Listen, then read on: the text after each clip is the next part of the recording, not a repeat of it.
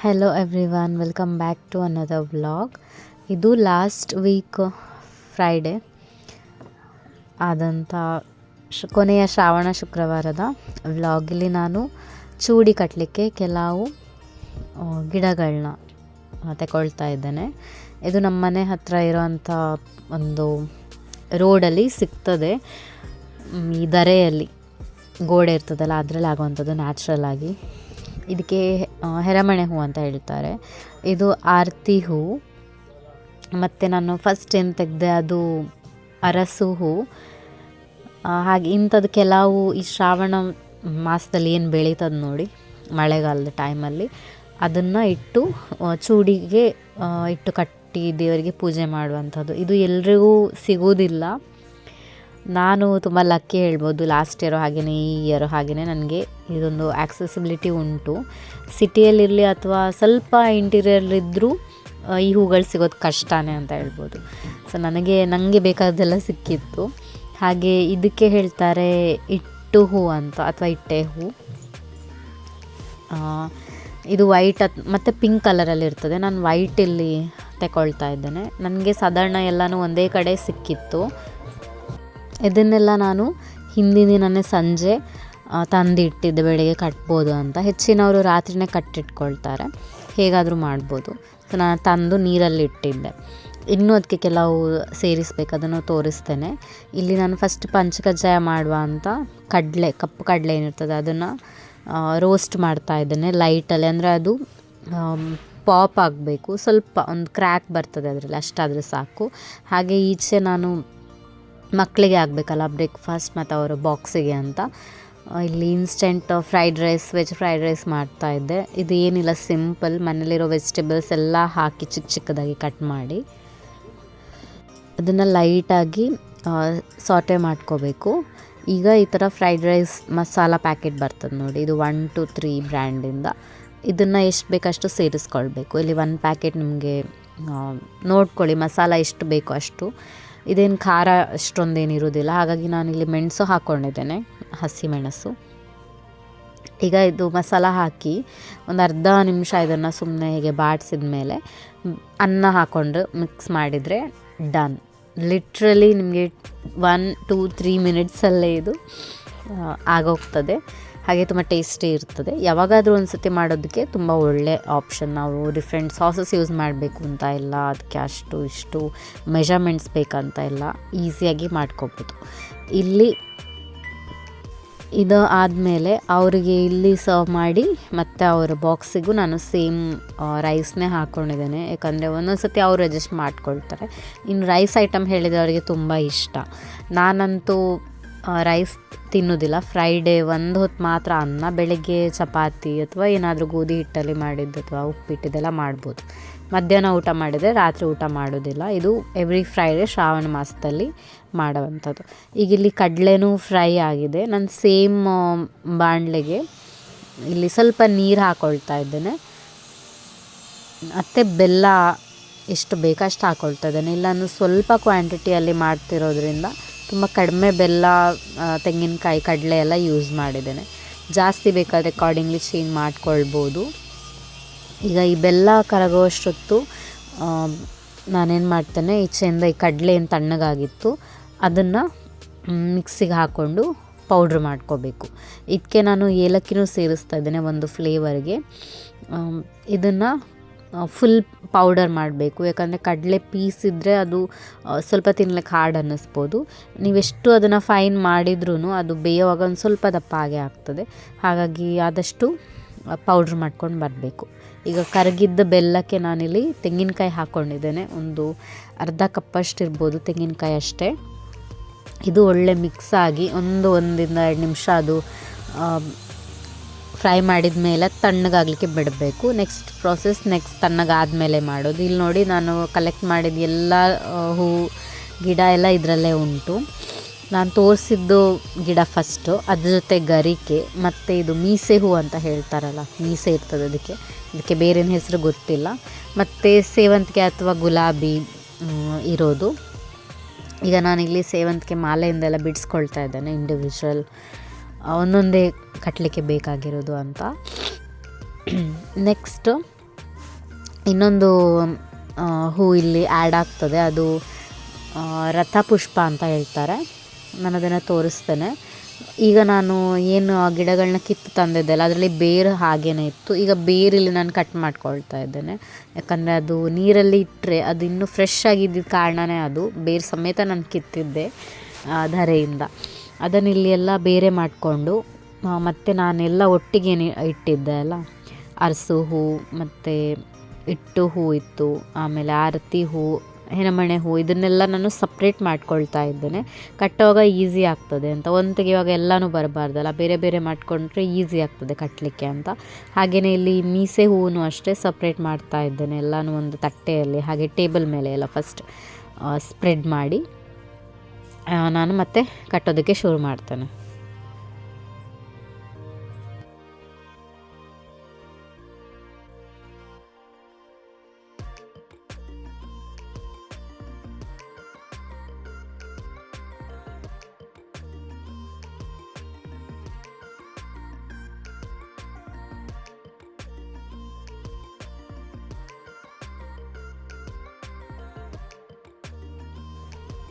ಈಗ ನಾನೇನು ಹೇಳಿದ್ದೆ, ರಥಪುಷ್ಪ ಅದನ್ನು ನಾನು ರಾತ್ರಿಯೇ ನೀರಲ್ಲಿ ಇಟ್ಟಿದ್ದೆ.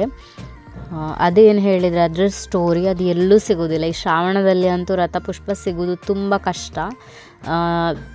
ಇವರೆಲ್ಲೋ ಆಚೆ ಹೋಗಿದ್ರು, ಅವರಿಗೆ ಅದು ಸಿಕ್ತಂತೆ, ಅದು ಯಾರ್ದೋ ಮನೆ ಮುಂದೆ. ಅವ್ರ ಹತ್ರ ಹೋಗಿ ಕೇಳಿ ಅದು ತಂದಿದ್ರು 2 ಬಂಚ್. ಅದನ್ನು ನಾನು ನೀರಲ್ಲಿ ಹಾಕಿ ಬಕೆಟಲ್ಲಿ ನೀರು ಹಾಕಿ ಇಟ್ಟಿದ್ದೆ, ಅದು ಫ್ರೆಶ್ ಆಗಿತ್ತು. ಅದನ್ನು ಇಲ್ಲಿ ಅದನ್ನು ಒಂದೊಂದೇ ಅಲ್ಲ, ಒಂದು ಬಂಚನ್ನ ನಾನು ಬೇರೆ ಬೇರೆ ಬೇರೆ ಮಾಡ್ಕೊಳ್ತಾ ಇದ್ದೇನೆ. ಇದು ಮೇಯ್ನ್. ಇಷ್ಟು ಹೂಗಳು ಅಂದರೆ ಶ್ರಾವಣದಲ್ಲಿ ಏನು ಲೋಕಲಿ ನಮಗೆ ಸಿಗ್ತದಲ್ಲ ಅಂಥ ಹೂಗಳನ್ನ ಇಟ್ಟು ದೇವರಿಗೆ ಪೂಜೆ ಮಾಡಿ ಒಂದು ಸೆಲೆಬ್ರೇಟ್ ಮಾಡುವಂಥದ್ದು ಶ್ರಾವಣ ಶುಕ್ರವಾರ. ಇದು ಮುಂಚೆಯಿಂದ ಮಾಡ್ಕೊಂಡು ಬಂದಿದ್ದು. ನಮ್ಮಮ್ಮ ಹೇಗೆ ಮಾಡ್ತಾರೆ ನಾನು ಹಾಗೆ ಮಾಡ್ತೇನೆ. ಯಾಕಂದರೆ ಬೆಂಗಳೂರಲ್ಲಿ ಇದೆಲ್ಲ ಏನೂ ಸಿಗ್ತಾ ಇರಲಿಲ್ಲ. ಏನಿದ್ರೂ ಒಂದು ಸೇವಂತಿಗೆ ಯಾವ್ದಾದ್ರು ಹೂ ಗರಿಕೆ ಅಂತ ಕಟ್ಟಿ ಇಡಬೇಕಿತ್ತೆ ಹೊರತು ಈ ಥರ ವೆರೈಟಿ ಹೂಗಳು ಸಿಗ್ತಾ ಇರಲಿಲ್ಲ. ಹಾಗಾಗಿ ನನಗೆ ಒಂದು ಅಪಾರ್ಚುನಿಟಿ ಹೇಳ್ಬೋದು, ನನಗೆ ತುಂಬ ಖುಷಿ. ನಾನು ಚೂಡಿ ಕೊಟ್ಟವರೆಲ್ಲ ಕೇಳ್ತಾಯಿದ್ರು, ಇದೆಲ್ಲ ಸಿಗ್ತದಾ, ಆಗ್ಬೋದು, ನಮಗೆ ಸಿಗೋದಿಲ್ಲ ಅಂತ. ಇವನ್ ಅವ್ರ ಮನೆಯೆಲ್ಲ ಸ್ವಲ್ಪ ಇಂಟೀರಿಯರ್ಲಿದ್ದರೂ ಅವ್ರಿಗೆ ಸಿಗ್ತಾ ಇರಲಿಲ್ಲ. ನನಗಂತೂ ಒಂದೇ ಗೋಡೆಯಲ್ಲಿ ಇದಷ್ಟುಗಳು ಸಿಕ್ಕಿತ್ತು, ಈ ಎಲೆಗಳೇನಿದೆ ಅದೆಲ್ಲ. ಈಗ ನಾನಿಲ್ಲಿ ಒಂದೊಂದೇ ಎಲ್ಲನೂ ಇಟ್ಟು ಕಟ್ತಾ ಇದ್ದೇನೆ. ಗರಿಕೆ ನಾನು ಹೇಳಿದೆ ಆಗಲೇ, ಜೊತೆಗೆ ಎಲ್ಲ ಇಟ್ಟು ನೋಡಿ, ಮಧ್ಯದಲ್ಲಿ ಸೇವಂತಿಗೆ, ಅದರ ಸುತ್ತಲೂ ಒಂದು ಗ್ರೀನ್, ಒಂದು ರೆಡ್, ಒಂದು ಗ್ರೀನ್, ಒಂದು ವೈಟ್, ಒಂದು ಪಿಂಕ್, ಈ ಥರ ಎಲ್ಲ ಮ್ಯಾಚ್ ಮಾಡಿ ಇಡ್ತಾ ಇದ್ದೆ. ಇದು ಹೀಗೆ ಆಗ್ತದೆ ಎಲ್ಲ ಆದಮೇಲೆ ನೋಡಿ. ಇದು ಅಷ್ಟು ಏನು ನನಗೆ ಇಷ್ಟು ಬೇಕಂತ ಇತ್ತು ಅಷ್ಟನ್ನು ನಾನಿಲ್ಲಿ ಕಟ್ಟಿಟ್ಕೊಂಡಿದ್ದೇನೆ. ತುಂಬ ಬ್ಯೂಟಿಫುಲ್ಲಾಗಿ ಕಾಣ್ತದೆ. ಎಲ್ಲ ಕಲರ್ಸ್ ತುಂಬ ಡಿಫ್ರೆಂಟ್ ಕಲರ್ಸಲ್ಲಿ ಇರ್ತದಲ್ಲ, ತುಂಬ ಚೆನ್ನಾಗಿ ಕಾಣಿಸ್ತದೆ. ಈಗ ಇದು ಆಗಿ ಸೈಡಲ್ಲಿ ಇಟ್ಟಿದ್ದೆ ಅಲ್ಲ. ಈ ಕಡೆ ಕಿಚನ್ಗೆ ಬಂದರೆ ಇಲ್ಲಿ ತೆಂಗಿನಕಾಯಿ ತಣ್ಣಗಾಗಿತ್ತು, ಅದಕ್ಕೆ ನಾನು ಪುಡಿ ಮಾಡಿದ ಕಡಲೆ ಸೇರಿಸ್ಕೊಂಡು ಮಿಕ್ಸ್ ಮಾಡ್ತಾಯಿದ್ದೇನೆ. ಇದು ಡನ್. ತುಂಬ ಟೇಸ್ಟಿಯಾಗಿರ್ತದೆ, ತುಂಬ ತುಂಬ ಒಳ್ಳೆಯದಿರ್ತದೆ. ಈಗ ಇದನ್ನು ಒಂದು ತಟ್ಟೆಗೆ ನಾನು ಹಾಕಿ, ಅಂದರೆ ನೈವೇದ್ಯ ಮಾಡೋವಂಥ ತಟ್ಟೆಗೆ ಹಾಕಿ ಎತ್ತಿಡ್ತಾ ಇದ್ದೇನೆ. ನಾನು ಆಗಲೇ ಹೇಳಿದೆ, ನಾನು ತುಂಬ ಕಮ್ಮಿ ಕ್ವಾಂಟಿಟಿಯಲ್ಲಿ, ಯಾಕಂದರೆ ಯಾರೂ ಮನೆಯಲ್ಲಿ ಅಷ್ಟೊಂದು ಸಿಹಿ ತಿನ್ನೋದಿಲ್ಲ. ಅದು ಹಾಗೆಯೇ ವೇಸ್ಟಾಗಿ ಬಿಸಾಡೋದಕ್ಕಿಂತ ಕಮ್ಮಿ ಮಾಡಿಕೊಂಡ್ರೆ ಒಳ್ಳೆಯದಲ್ಲ ಅಂತ. ಈಗ ನಾನಿಲ್ಲಿ ಒಂದು ಹರಿವಾಣದಲ್ಲೆಲ್ಲ ಸೆಟ್ ಮಾಡ್ತಾಯಿದ್ದೇನೆ. ಬಳೆ, ವೀಳ್ಯದೆಲೆ ಮತ್ತು ಅಡಿಕೆ, ಇನ್ನೇನು ಬೇಕು, ಹೂವು, ದೀಪ, ಆರತಿ, ಊದುಬತ್ತಿ, ಬೆಂಕಿ ಪೆಟ್ಟಿಗೆ, ಅರಿಶಿನ ಕುಂಕುಮ ಎಲ್ಲನೂ ನನಗೆ ಏನು ಬೇಕು ಪೂಜೆಗೆ. ಯಾಕಂದರೆ ಒಂದು ಸತಿ ಪೂಜೆಗೆ ಕೂತ್ಕೊಂಡ್ಮೇಲೆ ಮತ್ತೆ ಅಲ್ಲಿಂದ ಎದ್ದು ಬರಲಿಕ್ಕಿಲ್ಲ. ಹಾಗಾಗಿ ನಮಗೆ ಏನು ಬೇಕು ಪೂಜೆ ಮಾಡಲಿಕ್ಕೆ ಅದನ್ನೆಲ್ಲ ನೆನಪು ಮಾಡಿ ತೆಗೆದಿಟ್ಕೊಂಡ್ರೆ ಅಲ್ಲಿ ಹೋಗಿ ಏನು ಮರೆತು ಹೋಗೋದಿಲ್ಲ. ಈಗ ಮನೆಯಲ್ಲಿ ಬೇರೆ ಇದ್ದಾರೆ ಯಾರಾದರೂ ನಿಮಗೆ ಹೆಲ್ಪಿಗೆ ಅಂತ ತಂದುಕೊಡಿ ಅಂದರೆ ತಂದು ಕೊಡ್ಬೋದು. ಇನ್ ಕೇಸ್ ಇಲ್ಲ ಅಂದರೆ ಯಾರಾದರೂ, ಯಾಕಂದರೆ ಬೆಳಿಗ್ಗೆನೆಲ್ಲ ಕೆಲಸಕ್ಕೆ ಹೋಗ್ತಾರೆ, ಸ್ಕೂಲ್ಗೆ ಹೋಗ್ತಾರೆ, ಕಾಲೇಜ್ಗೆ ಹೋಗ್ತಾರೆ, ಮನೇಲಿ ಯಾರು ಇರೋದಿಲ್ಲ, ನೀವು ಒಬ್ಬರೇ ಪೂಜೆ ಮಾಡಬೇಕು ಅಂತ ಹೇಳುವಾಗ ಕಷ್ಟ ಆಗ್ತದೆ. ಹಾಗೆ ಇದೇನು ತಟ್ಟೆ ನೋಡಿದರೆ ಅದು ಹೊಸ್ತಿಲು ಬರೆಯೋ ಅಂಥದ್ದು ಪುಡಿ ಅದರಲ್ಲಿರ್ತದೆ, ಸೇಡಿ ಅಂತ ಹೇಳ್ತಾರಲ್ಲ ಅದು, ಮತ್ತು ಅಕ್ಷತೆ. ಇಷ್ಟನ್ನು ನಾನು ಎಲ್ಲ 2 ತಟ್ಟೆಯಲ್ಲಿ ಹಣ್ಣು, ಕಾಯಿ, ಬಾಳೆಹಣ್ಣು ಮತ್ತು ಮಾಡ್ಕೊಂಡಿದ್ದು ಪಂಚಕಜ್ಜಾಯ ಎಲ್ಲನೂ ಒಂದು 2 ತಟ್ಟೆ ಎಲ್ಲನೂ ಸೆಟ್ ಮಾಡಿ ತಂದಿಟ್ಟಿದ್ದೇನೆ. ಹಾಗೆ ನೀರು, ಕತ್ತಿ, ಉದ್ಬತ್ತಿ ಮಣೆ ಎಲ್ಲನೂ ತಂದಿಟ್ಕೊಂಡಿದ್ದೇನೆ. ಈಗ ಪೂಜೆ ಶುರು ಆಗ್ತದೆ. ಇಲ್ಲಿ ಪ್ರಾಸೆಸ್ ಹಾಗೇನೆ ಅಂತ ಇಲ್ಲ, ಒಬ್ಬೊಬ್ಬರು ಒಂದೊಂದು ರೀತಿಯಲ್ಲಿ ಮಾಡ್ಬೋದು. ನಮ್ಮ ಮನೇಲಿ ಹೇಗೆ ಮಾಡ್ತಾರೆ ನಾನು ಅದನ್ನು ಮಾಡ್ತಾಯಿದ್ದೇನೆ ಅಂತ ಹೇಳಿದೆ ಅಲ್ಲ, ಹಾಗೆ ಎಲ್ಲರ ಮನೇಲೂ ಒಂದೊಂದು ಥರ ರೀತಿ ಇರ್ತದೆ, ಒಂದೊಂದು ಥರ ಪ್ರೆಸೆಂಟೇಷನ್ ಇರ್ತದೆ, ಒಂದೊಂದು ಥರ ಪೂಜೆ ಮಾಡುವ ವಿಧಾನ ಇರ್ತದೆ. ಇಲ್ಲಿ ನೀವು ಹೀಗೆ ಮಾಡಿದ್ರಿ ತಪ್ಪು, ನಮ್ಮ ಮನೇಲಿ ಹೀಗೆ ಮಾಡೋದು ಸರಿ ಅಂತ ಹೇಳೋ ಹಾಗೆಯೇ ಇಲ್ಲ. ಅವ್ರವ್ರ ಮನೆಯಲ್ಲಿ ಈಗ ಕಲ್ಚರ್ ಒಂದೇ ರೀತಿ ಆದರೂ ನಮ್ಮ ಜಾತಿಯಲ್ಲೇ ಅದು ಡಿಫ್ರೆಂಟ್ ಆಗಿರ್ಬೋದು, ಅದು ಮಾಡೋವಂಥ ವಿಧಾನಗಳು ಹೇಳೋದು ನಾನು. ಈ ಪೂಜೆನೇ ಅಂತಲ್ಲ, ಎಲ್ಲ ಪೂಜೆಗಳಲ್ಲೂ ಒಂದೊಂದು ಮನೆಯಲ್ಲಿ ಬಂದಿರೋ ಅಂಥದ್ದು ರೀತಿಯೇ ಬೇರೆ ಇರ್ತದೆ. ನಮ್ಮದು ಒಂದು ಜಾತಿ ಅಂತ ಹೇಳಿದರೆ ಎಲ್ಲರೂ ಅದೇ ರೀತಿ ಫಾಲೋ ಮಾಡ್ತಾರೆ ಅಂತಲ್ಲ, ಅವ್ರವ್ರ ಮನೆಯಲ್ಲೇ ಒಂದು ರಿಚುವಲ್ಸ್ ಎಲ್ಲ ಬೇರೆ ಬೇರೆಯೇ ಇರ್ತದೆ ಹೇಳ್ಬೋದು. ನಾನು ಹೇಗೆ ನೋಡ್ಕೊಂಡು ಬಂದೇನೆ ನಾನು ಅದನ್ನು ಇಲ್ಲಿ ಮಾಡ್ತಾಯಿದ್ದೇನೆ.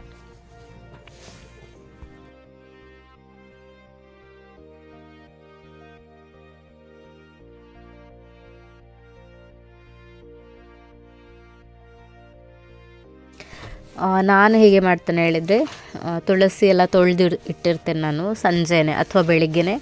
ತುಳಸಿ ಅದು ಬೇಸ್ ಮತ್ತು ಬುಡ ಅದೆಲ್ಲ ಸುತ್ತಲೂ ಎಲ್ಲ ಕ್ಲೀನ್ ಮಾಡ್ಕೊಂಡಿದ್ದಾದಮೇಲೆ ಈ ಪೂಜೆ ವಸ್ತು ಎಲ್ಲ ಏನು ಇಟ್ಟಿರ್ತಾನಲ್ಲ ಅದರಲ್ಲೇ ಒಂದೊಂದೇ ಹೂವು ಇಡೋದಾಗ್ಬೋದು ಅಥವಾ ಈ ಜೇಡಿಯಲ್ಲಿ ಬರೆಯೋದಾಗಿರ್ಬೋದು, ಅದನ್ನೆಲ್ಲ ಮಾಡ್ಕೊಳ್ತೇನೆ.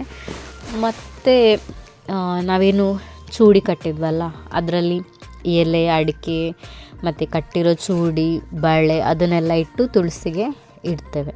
ಒಬ್ಬೊಬ್ಬರು ಏನು ಮಾಡ್ತಾರೆ ಹೇಳಿದರೆ ತುಳಸಿ ಸುತ್ತಾನೂ ಇಡ್ತಾರೆ, ಅಂದರೆ 4 ಮೂಲೆಗೂ ಚೂಡಿ ಇಡ್ತಾರೆ.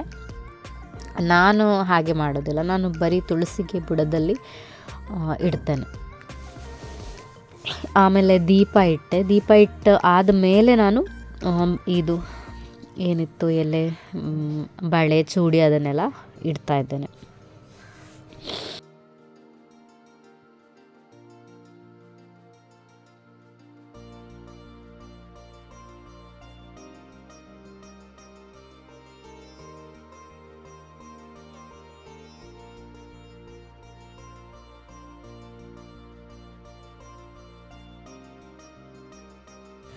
ನೆಕ್ಸ್ಟ್ ಎಲ್ಲರೂ ಮಾಡೋ ಥರನೇ ಫಸ್ಟು ಊದುಬತ್ತಿ ಬೆಳಗಿ,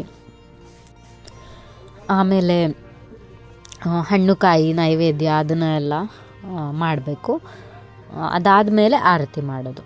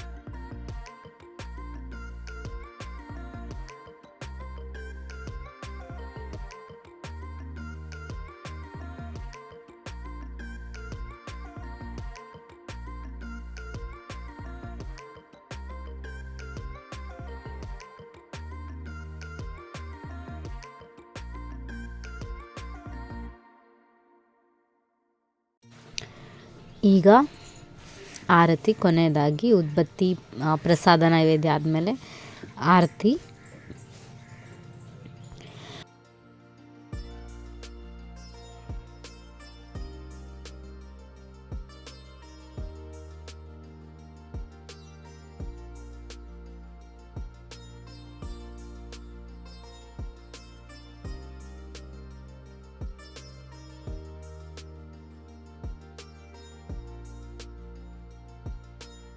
ಈಗ ಕೊನೆಯದಾಗಿ ಹೇಳಿದರೆ ತುಳಸಿಗೆ ನೀರು ಹಾಕಿ ಸುತ್ತು ಬರೋದು, ಅಂದರೆ ಪ್ರದಕ್ಷಿಣೆ ಬರೋದು. ಫಸ್ಟ್ ಇಲ್ಲಿ ನೀರು ಹಾಕ್ಕೋಬೇಕು, ಅದಾದಮೇಲೆ ಕೈಯಲ್ಲಿ ಅಕ್ಷತೆ ಹಿಡ್ಕೊಂಡು ಸುತ್ತು ಬರುವಾಗ ಅಕ್ಷತೆ ಹಾಕ್ಕೊಳ್ತಾ ಬರಬೇಕು. ಈ ಪ್ರಾಸೆಸನ್ನು 3 ಸತಿ ಕಂಟಿನ್ಯೂ ಮಾಡಬೇಕು. 3 ಸುತ್ತು ಹಾಗೆ ಅಕ್ಷತೆ ಹಾಕ್ಕೊಂಡು ಬರೋದು. ಇಲ್ಲಿಗೆ ಮುಗಿಲಿಲ್ಲ, ತುಳಸಿ ಪೂಜೆ ಮಾಡಿದ್ರೇ ಮುಗಿಲಿಲ್ಲ ಚೂಡಿ ಪೂಜೆ. ಇದನ್ನು ನಾವು ಹೊಸ್ತಿಲಿಗೆ ಮಾಡಬೇಕು. ನಮ್ಮ ಮೇನ್ ಡೋರಿದ್ದು ಹೊಸ್ಲು ಏನಿರ್ತದೆ ಅದು ದೇವ್ರ ಕೋಣೆ ಹೊಸ್ಲು ಮೇಯ್ನು.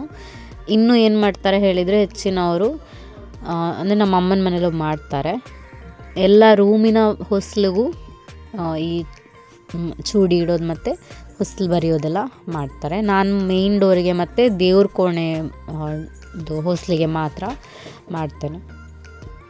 ನೆಕ್ಸ್ಟ್ ಅದೇ ನಾನು ವೀಡಿಯೋ ಕರೆಕ್ಟಾಗಿ ಮಾಡಿ ಅಂತ ಹೇಳಿದರೆ ನನ್ನ ಹಸ್ಬೆಂಡ್ ತೊಗೊಂಡೋಗಿ ಟ್ರೈಪಾಡ್ ಇಟ್ಟರು ಅದು ವೀಡಿಯೋ ಆಗ್ತಾಯಿದೆಯಾ ಇಲ್ವಾ ನೋಡಲಿಲ್ಲ.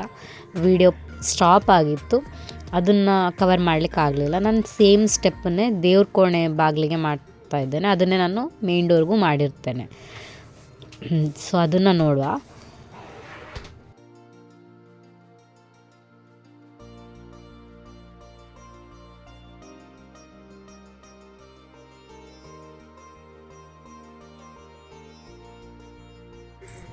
ಇಲ್ಲಿ ತನಕ ವೀಡಿಯೋ ಸೆಟಪ್ ಮಾಡಿದ್ದಾರೆ, ಅಲ್ಲಿಗೆ ಅದು ಸ್ಟಾಪ್ ಆಗಿದೆ.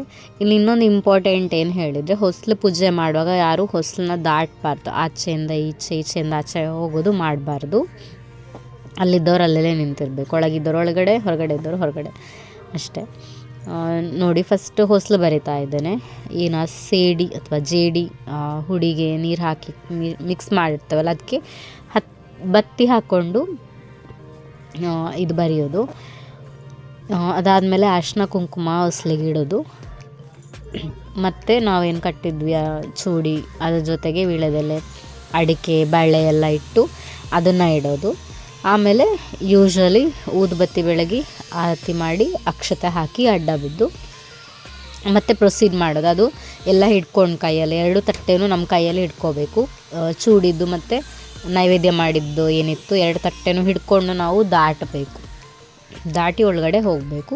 ಇದನ್ನು ನಾನು ಮೇನ್ ಡೋರ್ಗೂ ಮಾಡಿದ್ದು ಸೇಮ್ ರೀತಿಯಲ್ಲಿ. ಹಾಗೆ ಇನ್ನೊಂದರೆ ನಾನು ದೇವ್ರ ಹತ್ರನೂ ಒಂದು ಸೆಟ್ ಇಟ್ಟು ಬಿಡ್ತೇನೆ.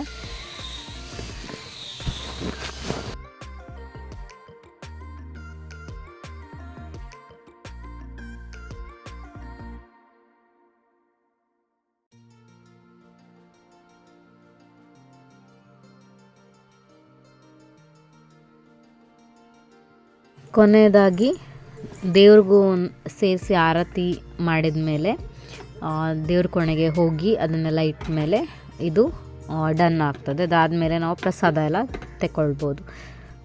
ಇದು ಈ ಒಂದು ಪೂಜಾ ವಿಧಾನ ನಾವು ಹೇಗೆ ಫಾಲೋ ಮಾಡ್ತೇವೆ ಹಾಗೆ ಒಂದೊಂದು ಒಬ್ಬೊಬ್ರದ್ದು ಒಂದೊಂದು ರೀತಿ ಇರ್ಬೋದು. ಮತ್ತು ನಾನು ಅದನ್ನೇ ಹೇಳ್ತಾ ಇದ್ದೇನೆ, ಇದು ನಾನು ಮಾಡೋ ಅಂಥ ರೀತಿ. ಇದು ಇವತ್ತಿನ ವ್ಲಾಗ್. ಒಂದು ಹೊಸ ಆಚರಣೆ ನೀವು ಕಲ್ತ್ರಿ ಅಂತ ನಾನು ಅಂದ್ಕೊಳ್ತೇನೆ. ನಿಮಗೇನಾದರೂ ಇದ್ದರೆ ನೀವು ನನಗೆ ಕಾಮೆಂಟಲ್ಲಿ ಹೇಳ್ಬೋದು. ನಾನು ನಿಮಗೆ ನೆಕ್ಸ್ಟ್ ವೀಡಿಯೋದಲ್ಲಿ ಸಿಗ್ತೇನೆ. ಅಲ್ಲಿವರೆಗೂ ನಮಸ್ಕಾರ.